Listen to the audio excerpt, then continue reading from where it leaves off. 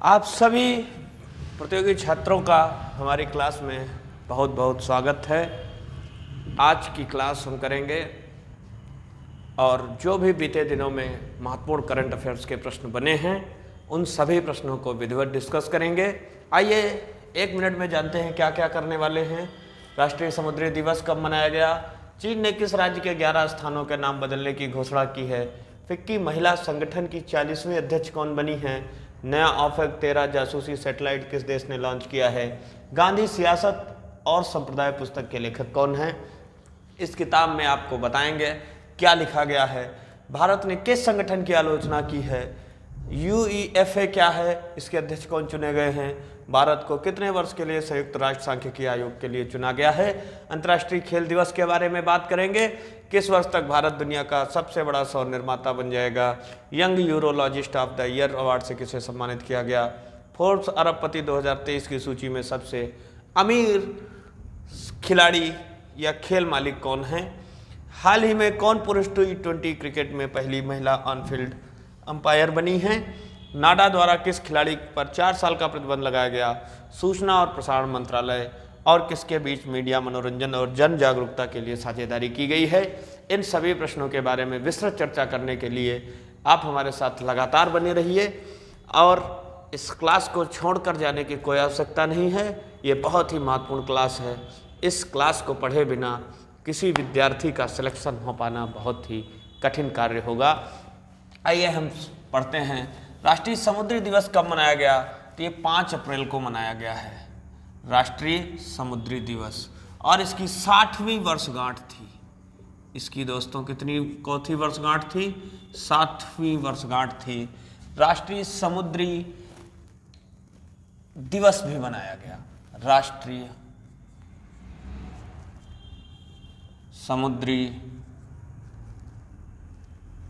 समुद्री सप्ताह मनाया गया है। दिवस की हमने चर्चा कर दी है। राष्ट्रीय समुद्री सप्ताह दोस्तों जो मनाया गया है ये 30 मार्च से 5 अप्रैल तक मनाया गया है राष्ट्रीय समुद्री सप्ताह। और इसकी थीम रखी गई है, थीम आपको याद रखना है। राष्ट्रीय समुद्री दिवस की थीम रखी गई है शिपिंग में अमृत काल। इसकी थीम रखी गई है। 5 अप्रैल 1919 को भारतीय स्वामित्व वाला जहाज भारत से लंदन के लिए भेजा गया था। उसका नाम क्या था? उसका नाम था SS लॉयल्टी। ये इस जहाज का नाम था। भारतीय स्वामित्व वाला जहाज था जो 5 अप्रैल 1919 को भेजा गया था। कहाँ? लंदन गया था। बम्बई से कहाँ गया था दोस्तों? बम्बई से लंदन गया था। इस बात को नोट कर लीजिए। विश्व समुद्री दिवस कब मनाया जाता है? मोस्ट इम्पॉर्टेंट प्रश्न है, विश्व समुद्री दिवस कब मनाया जाता है? अगर आपको पता हो तो आप कमेंट बॉक्स में बता दीजिए। हमने आपको बताया राष्ट्रीय समुद्री दिवस 5 अप्रैल को मनाया गया है। इस क्वेश्चन को नोट कर लीजिए। स्क्रीनशॉट लेना हो तो ले लीजिए। हम अगले प्रश्न की ओर चलते हैं। नंबर 2 क्वेश्चन है, चीन ने किस राज्य के 11 स्थानों के नाम बदलने की घोषणा की है? ये ऐसा पहली बार नहीं हुआ है। देखिए हम आपको बताते हैं कि भारत जो है, भारत और चीन के बीच जो रेखा है उसे कहते हैं मैकमोहन रेखा। मैकमोहन लाइन कहा जाता है इसे। और ये जो है हमारा 3488 किलोमीटर की सीमा साझा होती है भारत और चीन के साथ। और जो भारत ने 11 स्थानों के नाम बदलने की घोषणा की है उस राज्य का नाम है अरुणाचल प्रदेश। ऐसा पहली बार नहीं हुआ है। चाइना लगातार ये कह रहा है कि जो हमारे पूर्वोत्तर राज्य हैं वे पूर्वोत्तर राज्य दक्षिणी तिब्बत का हिस्सा हैं, जबकि ऐसा पॉसिबल नहीं है।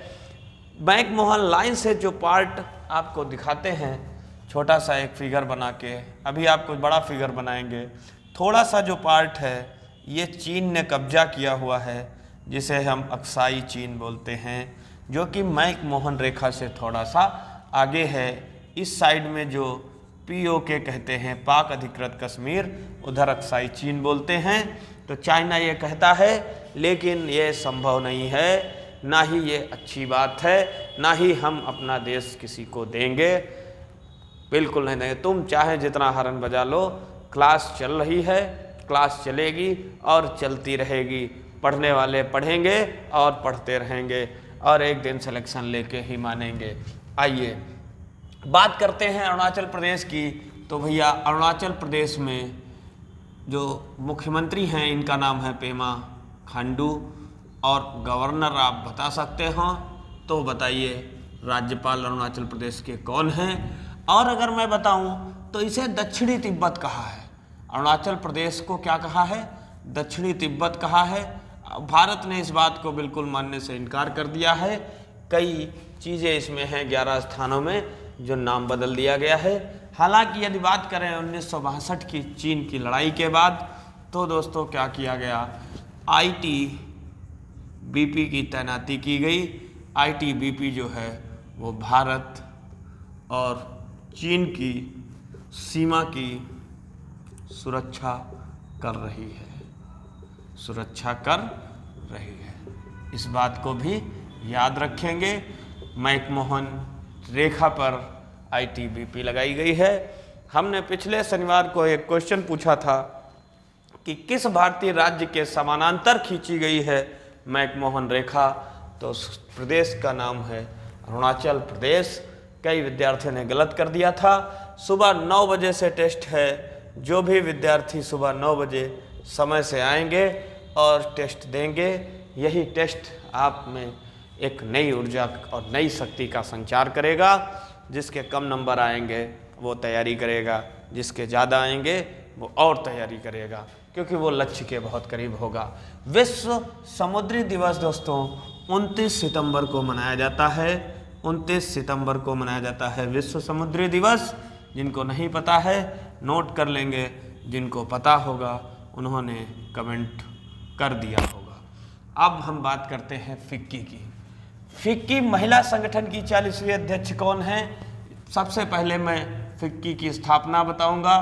पेपर में एक बार नहीं हजारों बार पूछा गया है, और पढ़ाने के लिए हमने फिक्की आपको तब पढ़ाया था जब इसके नए बने थे कौन? अध्यक्ष। तब हमने आपको पढ़ाया था। जब चेयरमैन बने थे शुभ्रकांत पांडा, तब हमने आपको फिक्की के बारे में बताया था। आइए आज फिर से फिक्की की बात करते हैं। काफ़ी पुराना करंट अफेयर्स हो गया, वो काफ़ी पहले आपको बताया था। फिक्की की स्थापना दोस्तों 1927 में हुई है। फिक्की का फुल फॉर्म है फेडरेशन ऑफ इंडियन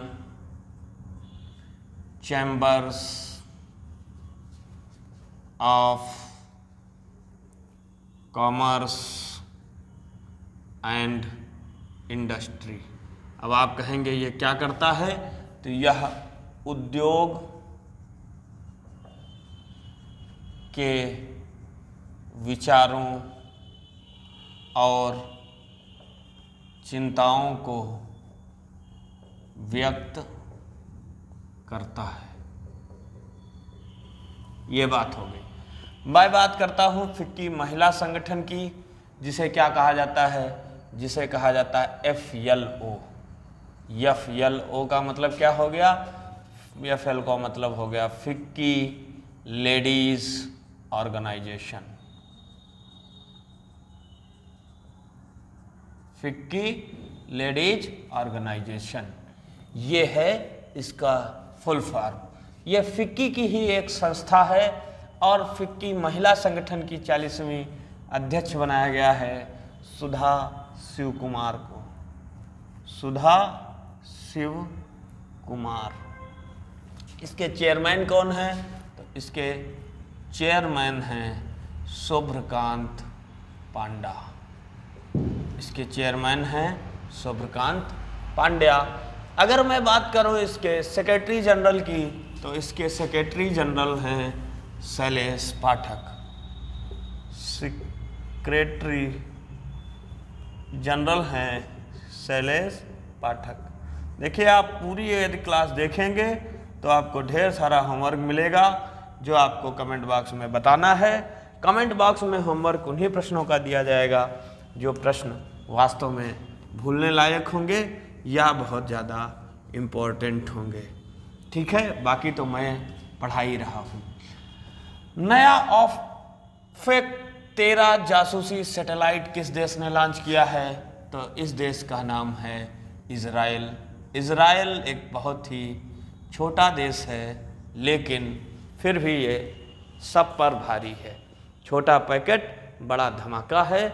इजराइल देश ने नया ऑफेक 13 जासूसी सैटेलाइट लॉन्च किया है, क्योंकि ये सैन्य क्षमता में वृद्धि करेगा, विकास करेगा, इसीलिए ये जासूसी सैटेलाइट लॉन्च किए जाते हैं। गांधी सियासत और संप्रदाय पुस्तक के लेखक कौन हैं? मार्क कर लीजिए, मोस्ट इम्पॉर्टेंट प्रश्न है।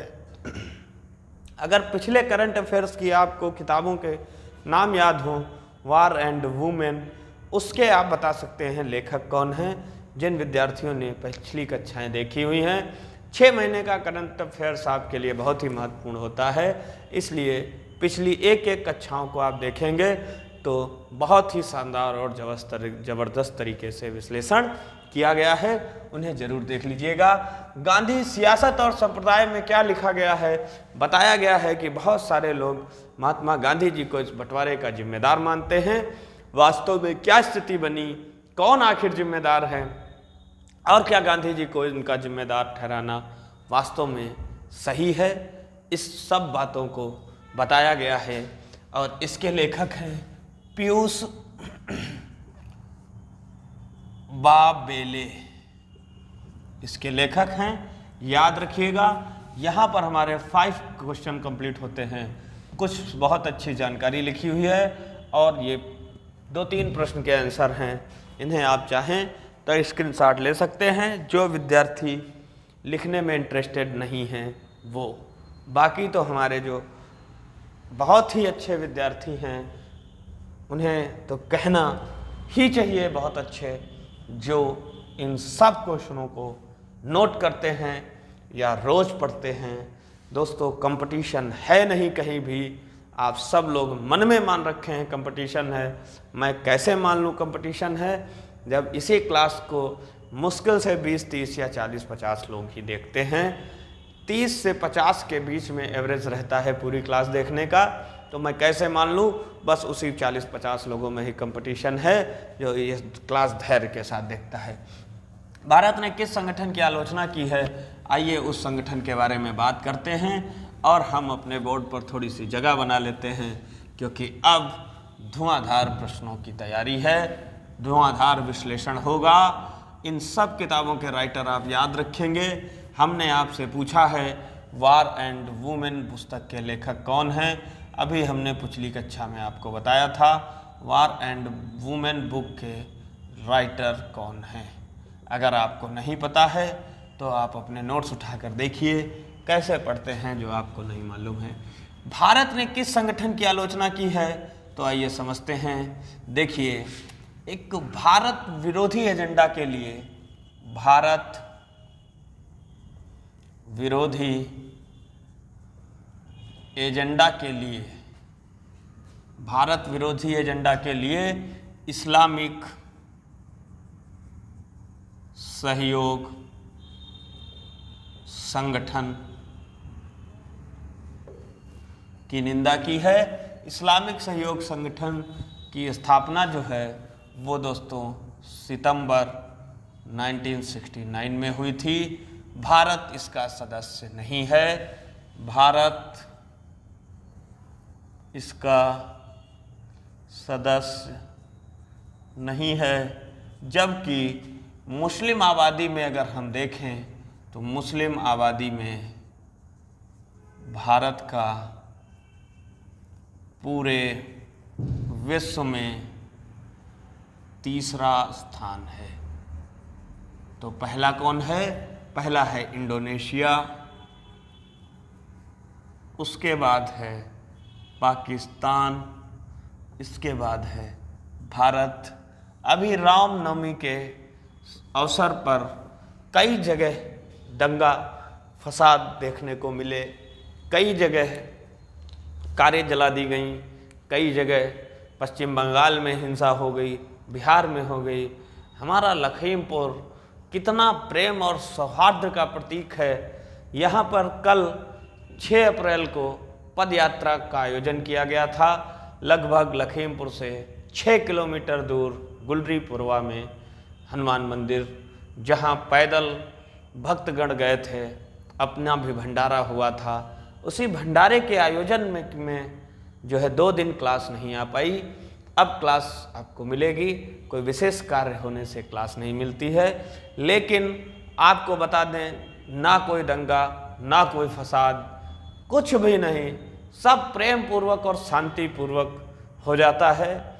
और यहाँ भी देखिए सभी लोग अच्छे से बैठकर पढ़ते हैं, सब एक दूसरे से प्रेम से बात करते हैं, कुछ भी नहीं, कोई भी ईर्ष्या नहीं, मन में कोई द्वेष नहीं। जात पात को लेकर हम लोगों के मन में कोई भी द्वेष नहीं रहता है। किसी भी जाति, किसी भी वर्ग के विद्यार्थी आएँ, हमारा जो प्रेम है वो हर जाति और हर धर्म के विद्यार्थियों के लिए समान रहता है। यही हमारे शहर का भी नियम है, प्रेम से सभी लोग रहते हैं। चलिए कोई बात नहीं, जहाँ हुआ कुछ गतिविधियाँ हुई होंगी ऐसी, तो इसीलिए भारत ने इस संगठन की आलोचना की है। इस संगठन का यदि मुख्यालय बताया जाए कहाँ है, तो इसका मुख्यालय है जेद्दाह, सऊदी अरब में। जेद्दाह, सऊदी अरब में इसका मुख्यालय है। भारत इसका सदस्य नहीं है, इस बात को याद रखेंगे। इस्लामिक संगठन का शॉर्ट में नाम OIC है।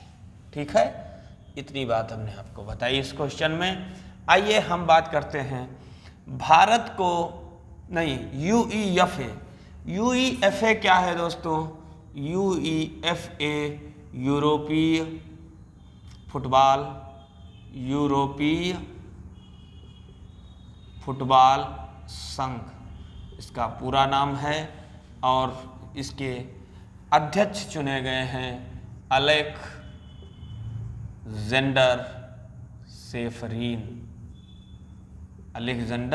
सेफरीन इसके अध्यक्ष चुने गए। निर्विरोध अध्यक्ष चुने गए हैं, याद रखिएगा, निर्विरोध चुने गए हैं अध्यक्ष। और ब्राज़ील के महान फुटबॉलर थे पेले, जिनका निधन हो गया। क्वेश्चन पूछा जा सकता है कि किस भारतीय महान फुटबॉलर का निधन हो गया? पेले का निधन हो गया। ये किस देश से संबंधित थे? तो ये ब्राज़ील के महान फुटबॉलर थे, याद रखेंगे। ठीक है, आइए अगले प्रश्न पर चलते हैं। भारत को कितने वर्ष के लिए संयुक्त राष्ट्र सांख्यिकी आयोग के लिए चुना गया है? तो दोस्तों ये 4 वर्ष के लिए चुना गया है। 4 वर्ष के लिए 1 जनवरी 2024 से इसका कार्यकाल शुरू हो जाएगा। 53 मत पड़े थे। 53 मतों में से कितने मत दोस्तों भारत को मिले हैं? तो बात करते हैं 46 मत प्राप्त हुए। 46 मत प्राप्त हुए। आइए कुछ और भी जानकारी ले लेते हैं। ये देखिए, आप लोग स्क्रीनशॉट ले लीजिए, चाहे याद कर लीजिए, चाहे लिख लीजिए। और भी आपको बताते हैं संयुक्त राष्ट्र सांख्यिकी आयोग की स्थापना कब हुई थी? तो इसकी स्थापना हुई थी 1947 में। हेडक्वार्टर की बात कर लेते हैं, यूनाइटेड नेशन न्यूयॉर्क में इसका हेडक्वार्टर है। आप पूछेंगे किसका? संयुक्त राष्ट्र सांख्यिकी आयोग का। याद रखेंगे आप इस बात को, बहुत अच्छी बात है। ठीक है, बहुत स्पीड में नहीं, धीरे धीरे ही पढ़ा रहे हैं। बस बात ये है कि समय बेकार नहीं होना चाहिए, अभी बहुत समय पड़ा है, यही वहम सबसे बड़ा है।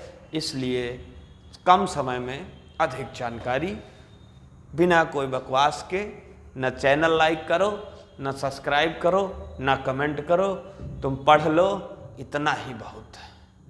ठीक है, बाकी जिसको जो करना होगा उसको दुनिया की कोई ताकत रोक नहीं सकती। पढ़ने वाले को कोई बहाना नहीं, न पढ़ने वाले के पास 1000 बहाने। आइए अगले प्रश्न पर चलते हैं। अंतर्राष्ट्रीय खेल दिवस कब मनाया जाता है? आ जाइए, इस क्वेश्चन को भी हम लोग सॉल्व कर लेते हैं।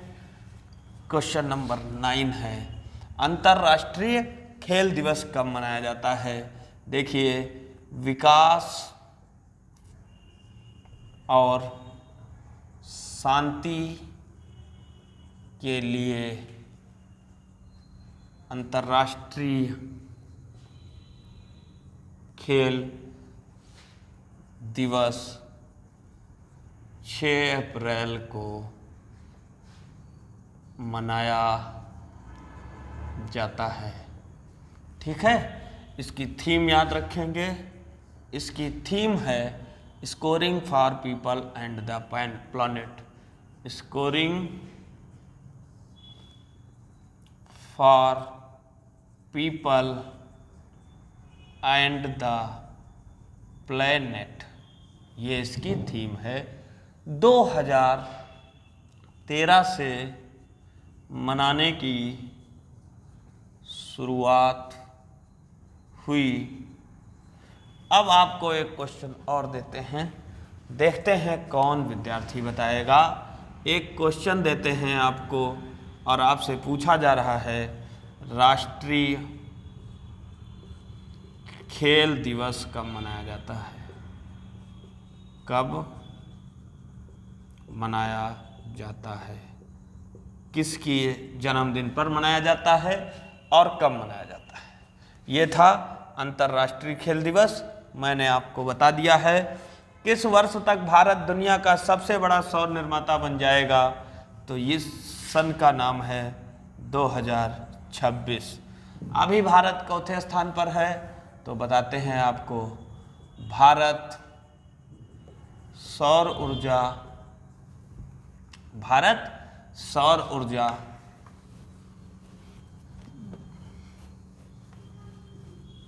वो आप क्वेश्चन नोट कर चुके होंगे। राष्ट्रीय खेल दिवस कब मनाया जाता है? बस यही क्वेश्चन है, किसके जन्मदिन पर मनाया जाता है? भारत सौर ऊर्जा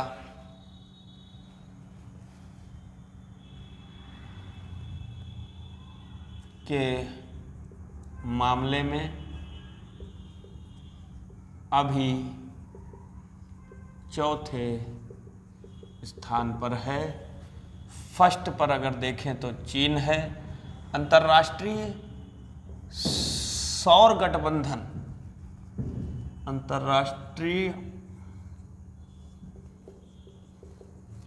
सौर गठबंधन की जो स्थापना है, ये 30 नवंबर 2015 को भारत और फ्रांस, दो देशों के सहयोग से की गई थी। अगर मैं बात करूं इसके महानिदेशक कौन हैं वर्तमान में, तो इसके महानिदेशक हैं AK माथुर। और इसका हेडक्वार्टर कहाँ है? तो हेडक्वार्टर है गुरुग्राम, हरियाणा में, भारत।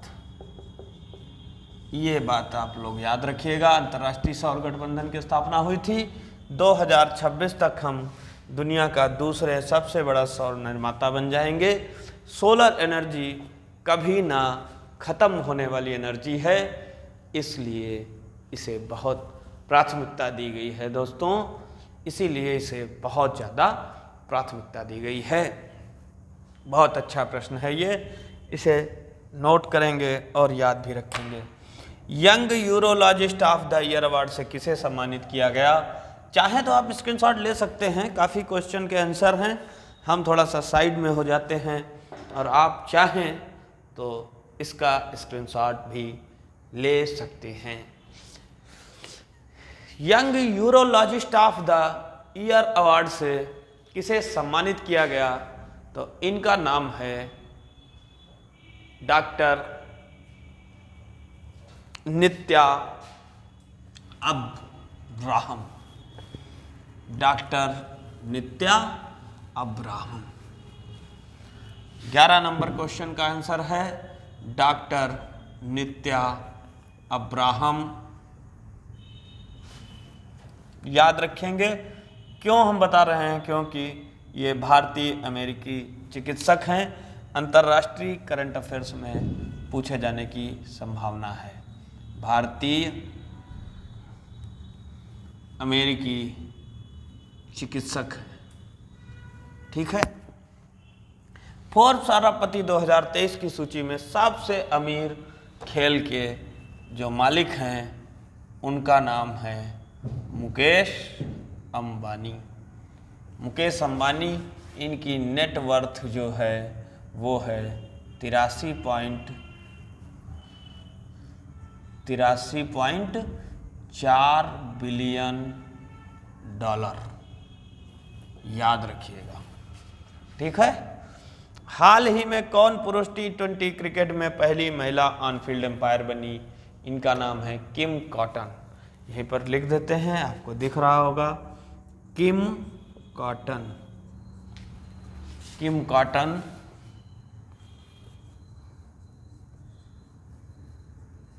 ठीक है। अगले नंबर पर चलते हैं। नाडा द्वारा किस खिलाड़ी पर 4 साल का प्रतिबंध लगाया गया है? ये सबसे पहली बात तो मैं ये पूछूंगा, ये नाडा क्या है? तो नाडा एक एजेंसी है जो ये देखती है कि किसी खिलाड़ी ने अपनी क्षमता को बढ़ाने के लिए कोई मादक या कोई नशीला पदार्थ या कोई नशीली दवाई का सेवन तो नहीं किया है। अगर जांच में ये पाया जाता है कि किसी खिलाड़ी ने अपनी क्षमता को बढ़ाने के लिए कोई नशीला पदार्थ का सेवन किया है तो उसके खेल पर प्रतिबंध लगा दिया जाता है। आइए बात करते हैं नाडा की। नाडा है राष्ट्रीय डोपिंग रोधी एजेंसी, जिसकी स्थापना करी गई थी 24 नवंबर 2005 को। और एक बात बता दें आपको, वाडा के तहत की गई थी। वाडा क्या है? World anti doping agency. इसको भी आप याद रखिएगा। तो संजीता चानू है इनका नाम। इनका नाम है संजीता चानू। राष्ट्रमंडल खेलों की ये विजेता हैं। खास बात दोस्तों ये है कि जिस पर भी ये प्रतिबंध लगता है उसके सारे पदक उससे वापस ले लिए जाते हैं। तो इसलिए कामयाबी के शिखर पर पहुंचना है और उस शिखर पर लगातार बने रहना बहुत बड़ी बात होती है। क्या फ़ायदा मिला? 4 साल का प्रतिबंध लगा दिया गया और पदक भी वापस ले लिए जाएंगे। तो वर्ल्ड एंटी डोपिंग एजेंसी के तहत राष्ट्रीय डोपिंग रोधी एजेंसी की स्थापना हुई थी। 2 बार राष्ट्रमंडल खेलों की विजेता है। कितनी बार हैं? तो 2 बार, ठीक है, 2 बार। आगे हम बात करते हैं सूचना और प्रसारण मंत्रालय और किसके बीच मीडिया मनोरंजन और जन जागरूकता के लिए साझेदारी की गई है। ये इसलिए की गई है मीडिया मनोरंजन और जन जागरूकता के लिए साझेदारी, क्योंकि सूचना और प्रसारण मंत्रालय मतलब दोस्तों की जो भी, पहली बात तो आप बताएंगे केंद्रीय सूचना और प्रसारण मंत्री कौन है, बाकी की चीज़ें हम बता रहे हैं। इसलिए साझेदारी की गई है कि जो भी हमारे देश में प्रतिभाशाली लोग हैं उन्हें राष्ट्रीय और अंतर्राष्ट्रीय प्लेटफॉर्म पर लॉन्च किया जाए, उन्हें एक प्लेटफॉर्म दिया जाए, उनकी मदद की जाए, इसलिए ये साझेदारी की गई है। आइए आपको बताते हैं किसके साथ। तो अमेज़न का आप नाम सुने होंगे, अमेज़न के साथ की गई है। अमेज़न इंडिया के साथ ये साझेदारी की गई है। अब दोनों मिलकर भारत में छुपी हुई प्रतिभाओं को राष्ट्रीय और अंतर्राष्ट्रीय स्तर पर लाएंगे। अमेज़न इंडिया की जो स्थापना है वो 1994 में की गई थी और इसके संस्थापक हैं जेफ बेजोस। ये आप लोगों को याद होगा। ये था करंट अफेयर्स की ज़बरदस्त क्लास। कम समय में बहुत अधिक जानकारी देने का ये ऐसा हमारा प्रयास रहता है। आप सभी लोगों का सुबह 9 बजे हमारे ऑफलाइन बैच में ऑनलाइन टेस्ट के लिए बहुत बहुत हार्दिक स्वागत है। जो विद्यार्थी ऑनलाइन क्लास ले रहे हैं और पहले पढ़ चुके हों या किसी दूसरी कोचिंग में पढ़ रहे हों, वे ऑनलाइन करंट अफेयर्स की क्लास देख रहे हैं। बहुत सारे मेरे ऐसे जानने वाले हैं जो कहीं कोचिंग गलती से दूसरी जगह कर रहे हैं, लेकिन करंट अफेयर्स मेरे ही चैनल से पढ़ते हैं। कह भी रहे थे, आज मिले थे 2-3 लोग, कह रहे थे कि सर आना है बट दूसरी जगह फ़ीस जमा है, तो सोचते हैं कि वहाँ पढ़ ही लें। हमने कहा बिल्कुल पढ़िए, बट करंट अफेयर्स ज़रूर पढ़िए। वो आप हमारे चैनल से पढ़ भी सकते हैं।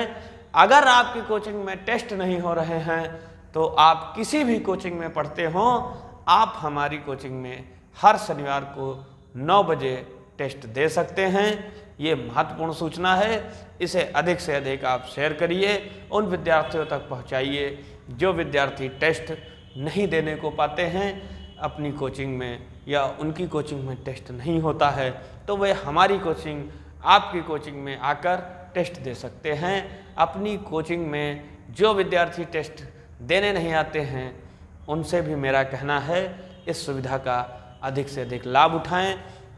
टेस्ट धीरे धीरे देते देते हम आपको इतना मजबूत बना देंगे कि आपका एक दिन सिलेक्शन हो जाएगा। इन्हीं मीठी मीठी बातों के साथ हम आज की क्लास को यहीं पर समाप्त करते हैं। कल आपसे फिर से मुलाकात होगी। कल हम और आप फिर से मिलेंगे टेस्ट के टॉपर की घोषणा के साथ। मैं आपको बताऊंगा मेरे इसमें लगभग 200-250 बच्चों में कौन टेस्ट में शीर्ष पर रहा, उसका नाम लिया जाएगा। उसके लिए ये बहुत गर्व की बात होगी कि 400-500 से लोग देखते हैं और उनके बीच में उनका नाम जाएगा। आप सभी तैयारी करते रहिए। जहाँ कहीं पर कोई दिक्कत आए हमसे आप संपर्क करिए। खुश रहिए, मस्त रहिए, तैयारी अपनी लगातार करते रहिए, मंजिल मिल ही जाएगी। भटकते भटकते गुमराह तो वो हैं जो घर से निकले ही नहीं। जय हिंद, जय भारत।